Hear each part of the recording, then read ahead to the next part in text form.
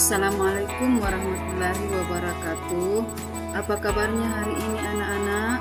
Nah, sekarang kita lanjutkan pembelajaran kita pada pagi hari ini dengan materi tanah dan keberlangsungan hidup organisme pada kelas 9 semester 2. Adapun tujuan pembelajaran kita yaitu yang pertama, peserta didik mampu menganalisis peran tanah bagi kehidupan. Kemudian yang kedua, peserta didik mampu menganalisis peran organisme tanah dengan tekstur dan struktur tanah. Kemudian yang ketiga, peserta didik mampu menganalisis proses pembentukan tanah dan faktor yang mempengaruhinya. Dan yang terakhir adalah peserta didik mampu mengidentifikasi tingkat kesuburan tanah berdasarkan sifat kimia tanah. Nah, sebelum kita lanjut, Ibu akan mengajukan beberapa pertanyaan tentang pelajaran kita. Menurut kalian, apa tujuan petani mencangkul dan membajak sawah? Kemudian, apakah yang berperan dalam menyediakan nutrisi di tanah bagi tumbuhan?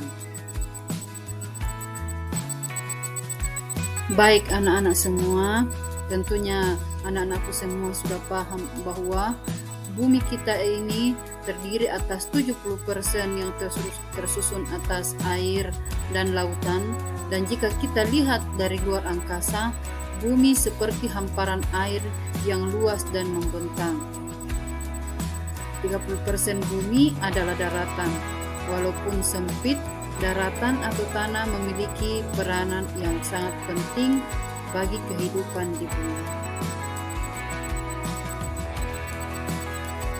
Tanah adalah bagian kerak bumi yang tersusun dari mineral dan bahan organik. Tanah sangat vital bagi kehidupan karena mendukung kehidupan tumbuhan, hewan maupun manusia. Ada berbagai macam peran tanah bagi kehidupan. Yang pertama yaitu sebagai tempat hidup hewan dan makhluk. Tanah menjadi tempat tinggal dan hidup berbagai macam bakteri, mikroorganisme, dan hewan tanah seperti cacing dan serangga.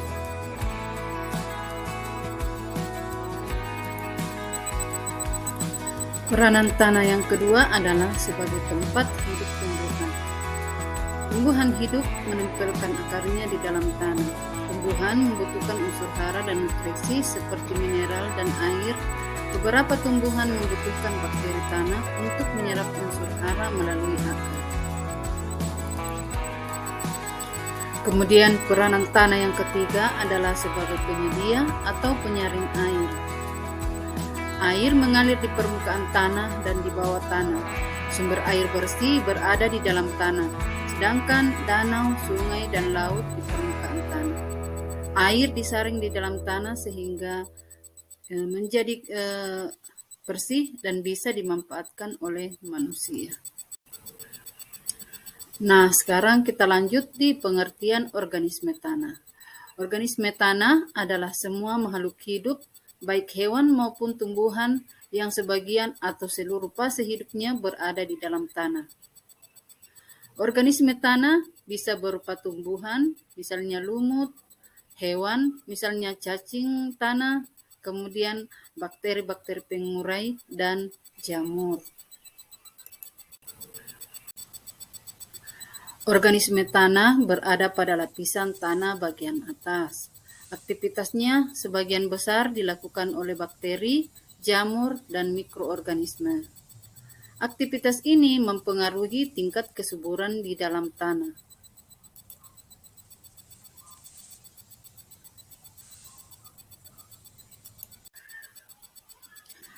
Ada beberapa peran organisme tanah. Yang pertama yaitu dekomposer. Organisme tanah menguraikan atau dekomposisi bahan-bahan organik yang berasal dari sisa-sisa makhluk hidup seperti dedaunan, ranting, atau jasad hewan yang telah mati menjadi materi organik sederhana. Dekomposer dari organisme tanah juga bisa dimanfaatkan untuk membuat pupuk kompos dan membantu pelepukan batuan. Kemudian peran organisme tanah yang kedua yaitu bereaksi kimia dalam tanah.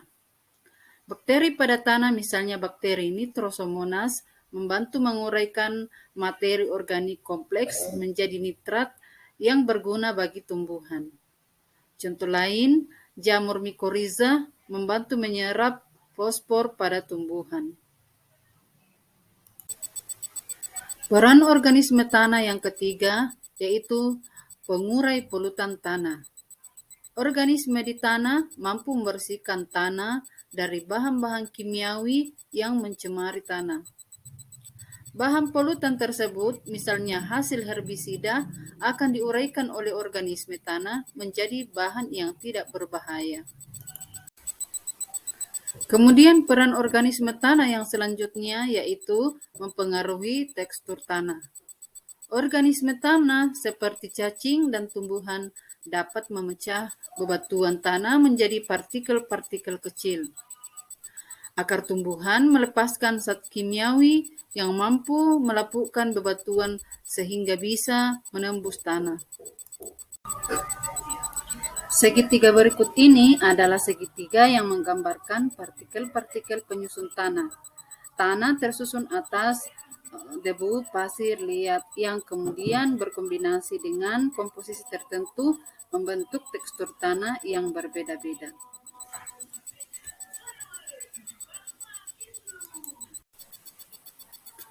Jenis tanah berdasarkan tekstur dan sifatnya ada 3. Tanah berpasir, tanah lempung, dan tanah liat. Adapun ciri dari tanah berpasir yaitu tekstur berbutir, kurang dapat menahan air.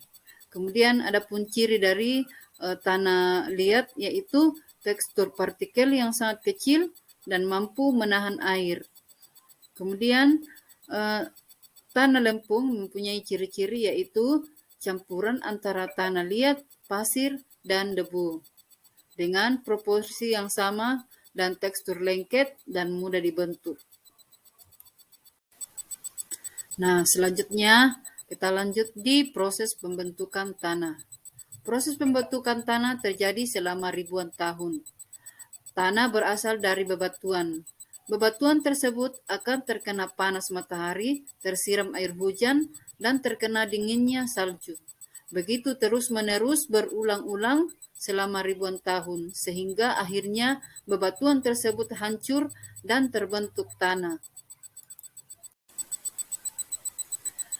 Coba perhatikan gambar tanah berikut ini. Tanah terdiri atas lapisan-lapisan. Kemudian kita lihat horizon A, lapisan atas yang tersusun atas campuran pelapukan batuan, zat organik, dan makhluk hidup. Kemudian di bawahnya ada horizon B, yaitu lapisan yang kandungan zat organiknya lebih sedikit daripada lapisan atasnya. Selanjutnya lagi horizon C, yaitu lapisan yang tersusun atas bebatuan sebagai penyedia mineral bagi lapisan di atasnya. Tanah tersusun atas beberapa komponen.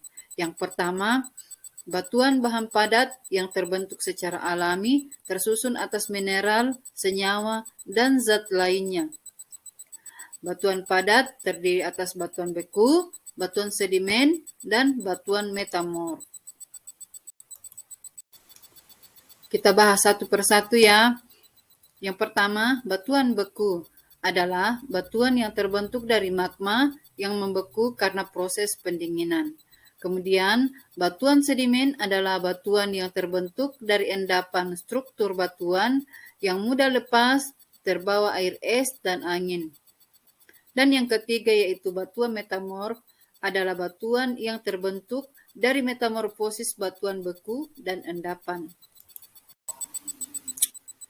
Komponen penyusun tanah yang kedua yaitu udara. Pada tanah terdapat udara pada rongga-rongga antara partikel-partikel tanah dan bebatuan atau akar tanaman. Kemudian partikel penyusun tanah yang ketiga yaitu humus. Humus adalah komponen organik yang terbentuk dari penguraian sisa hewan atau tumbuhan yang telah mati. Humus sangat subur dan gembur dan memiliki banyak nutrisi dan mineral bermanfaat bagi tumbuhan. Kemudian komponen penyusun tanah yang berikutnya yaitu air dan mineral. Tanah memiliki kelembaban karena mengandung air yang berguna untuk diserap oleh akar tanaman. Tanah mengandung mineral yaitu ion positif, kalium, kalsium, dan magnesium, serta ion fosfat dan sulfat yang bermanfaat bagi tanaman. Nah, ada beberapa upaya menjaga kelestarian tanah. Di antaranya adalah mengelola tanah menggunakan tanaman penutup tanah dan pengelolaan lahan miring untuk mengurangi erosi. Kemudian yang kedua, mengurangi penggunaan pupuk kimia. Dan yang ketiga, pengelolaan tanah yang tepat untuk pertanian monokultur. Dan yang keempat, yaitu daur ulang sampah yang sulit terurai. Nah, itu tadi bahan pembelajaran kita tentang tanah dan keberlangsungan kehidupan. Misalkan belum dipaham, bisa diulang diputar dari awal lagi. Sekian, wassalamualaikum warahmatullahi wabarakatuh.